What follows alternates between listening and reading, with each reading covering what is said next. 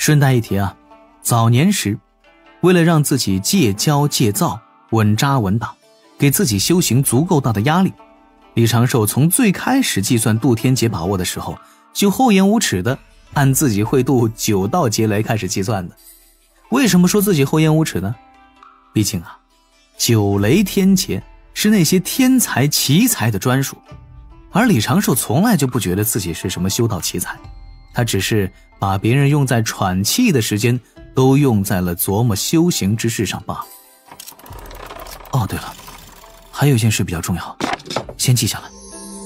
李长寿突然想到了什么，停下手中的木匠活，拿出了一支玉简，用灵石在其中写下了一个标题与一段话。面对天劫时，须遵的礼仪纪要。天劫乃天道对炼器师的历练，虽天道至公无私，但道祖合道后，极有可能为天道赋予了一丝人性。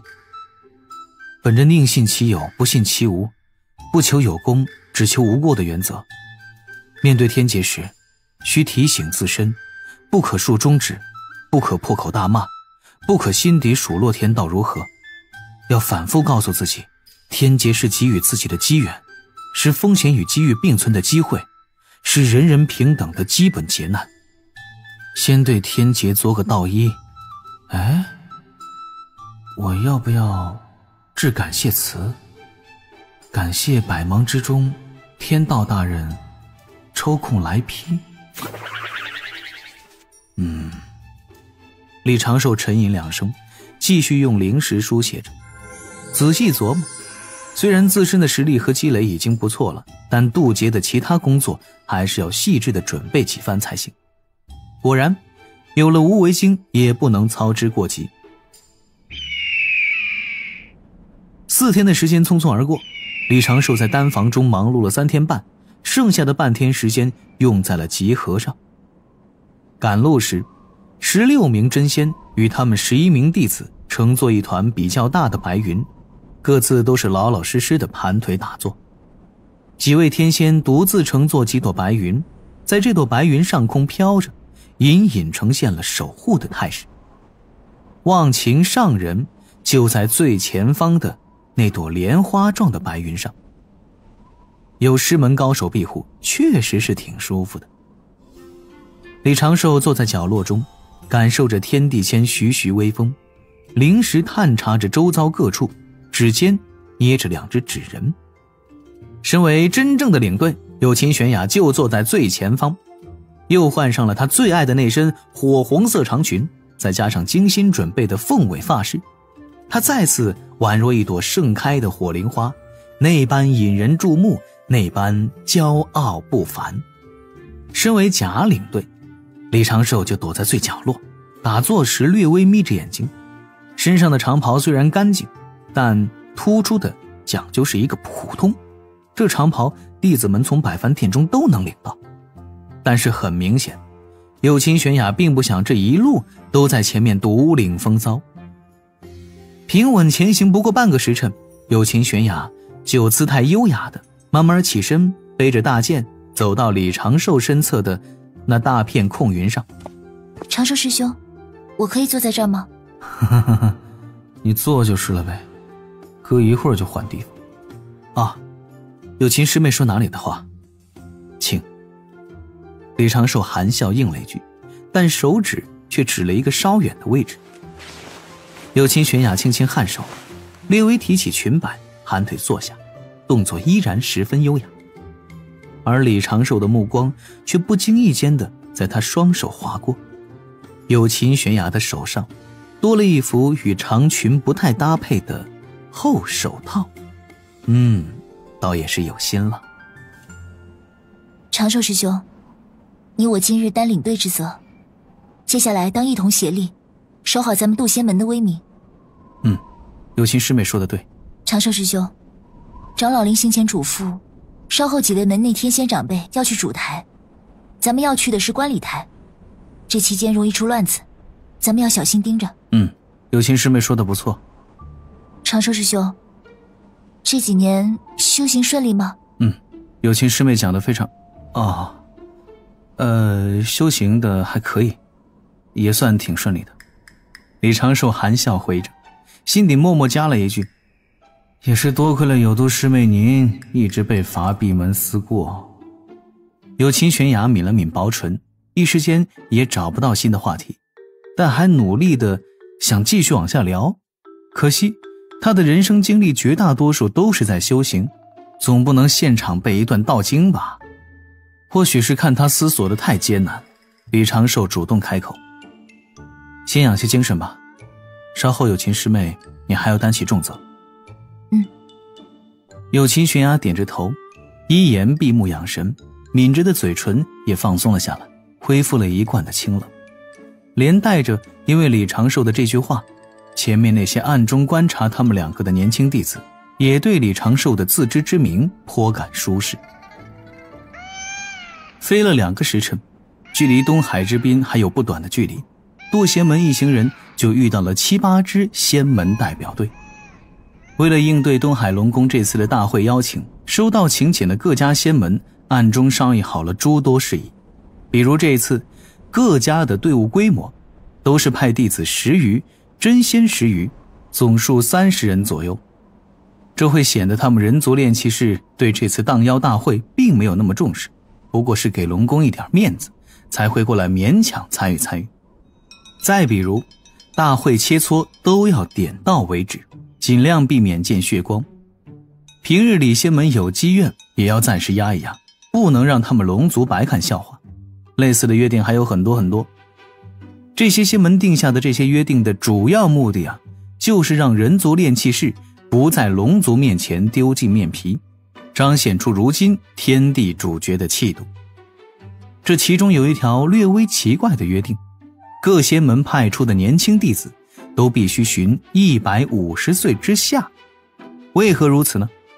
同行的年轻弟子大多都对此疑惑不解，也不敢乱问。李长寿倒是略知一二，龙族的龙蛋要孵化最低150年才会破壳，幼龙相当于一直在龙蛋中修行。龙宫的幼龙刚破壳就有不凡的实力，修行100年就能成仙。若是龙王血脉，更是会有厉害的半生神通。按照前几次类似大会的经验，龙宫每次都会让幼龙出来耀武扬威，借此奚落人族炼气师。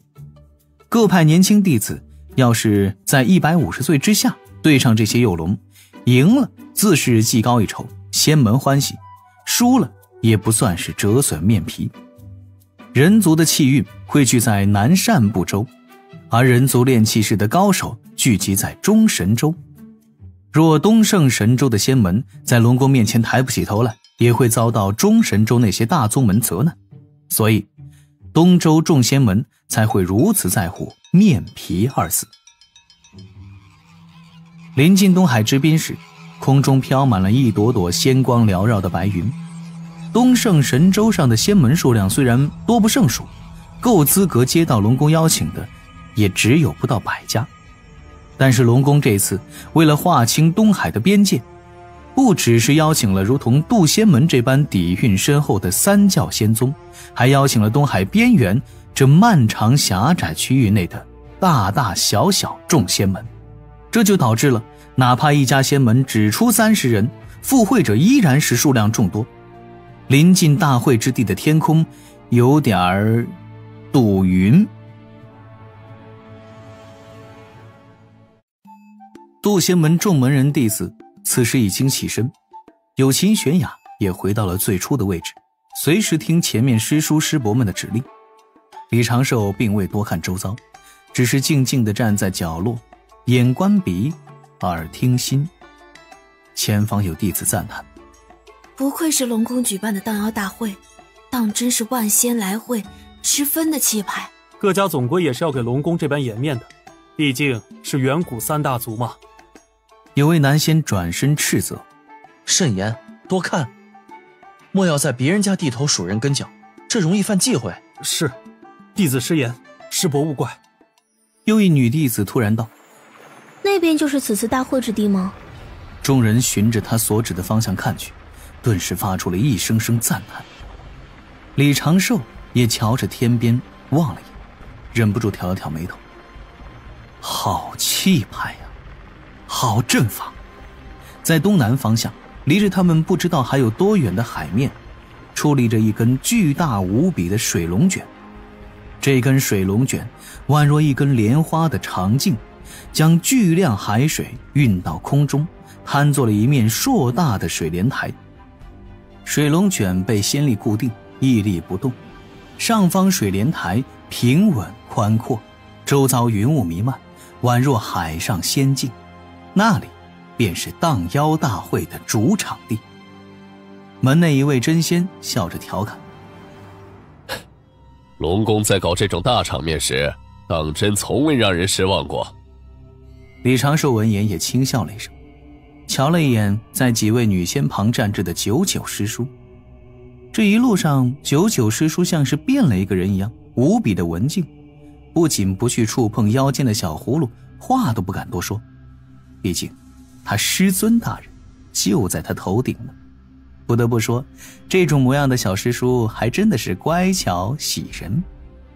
跟九师叔这几年一直合作炼制丹药，布置阵法，接触的越久，越觉得这位师叔只能用5个字来形容：可惜会说话。开玩笑。离着水龙卷与莲台越近，越能直观地感受到此景之壮观。同行之人不断地感叹龙宫的大手笔。海面上站着乌压压一片虾兵蟹将，这些兵将绝非之前兰陵扼杀的那些小妖可比，一个个气息凝实，便是最弱的虾兵，气息波动都堪比归道境的炼气师。显然此地列阵的是龙宫水军的精锐。此时天庭一穷二白，天河还没兵没将，虚设了一个天庭水军大元帅一职。天地间水军最强的势力便是四海龙宫。随着一朵朵白云靠近这处水莲花，那直径足有10里的水龙卷中传出了一阵阵龙吟声，数十条各色苍龙自水龙卷中冲出，围绕着水龙卷上下腾飞。上方水莲台边缘落下了一重重水幕，阳光照耀下，空中各处都挂上了一道又一道的彩虹。再看水莲台上，一道道身影破空而起，足有3000之数。这是一名名身穿银白亮甲胄的龙族仙蛟兵，大多都是人形面貌，皮肤黝黑，头上生有龙角。他们本体都是与龙族血脉相近的仙蛟，也是龙宫手中一股主战力量，在上古便是赫赫有名。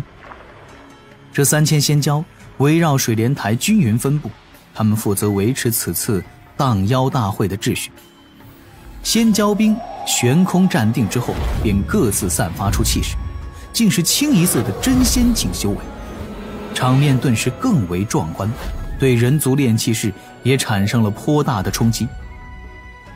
是龙族，还是受死了骆驼比马大？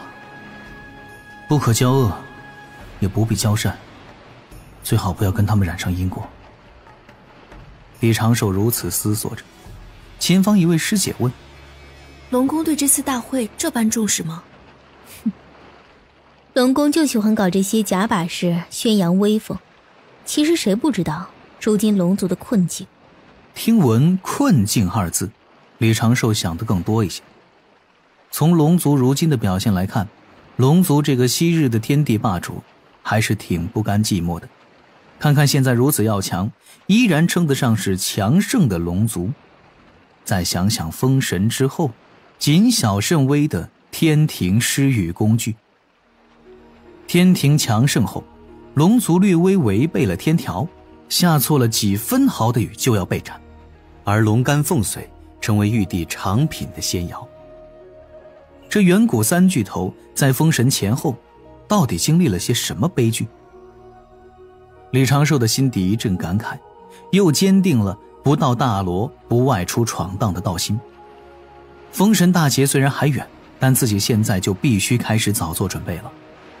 李长寿站在云上静静思索，渡仙门的这朵白云与其他数十朵白云最先飘到了水莲台近前，立刻水莲台中飞起了一只金光闪闪的金龟，金龟背上站着2位龟丞相，都是穿着大红锦袍，身上套着龟壳，脖梗末端就是一颗小脑袋，看起来着实是有些滑稽。左边这只龟人清了清嗓子，摇晃着手中的小小折扇，用一种温润醇厚、满是雄性魅力的中低音开口道：请各家仙门天仙长老前往上方品仙台。这就是传说中的龙宫好声音。随后就听右侧这只龟人用尖锐且刺耳的嗓子大喊：请各家仙门门人弟子入场内。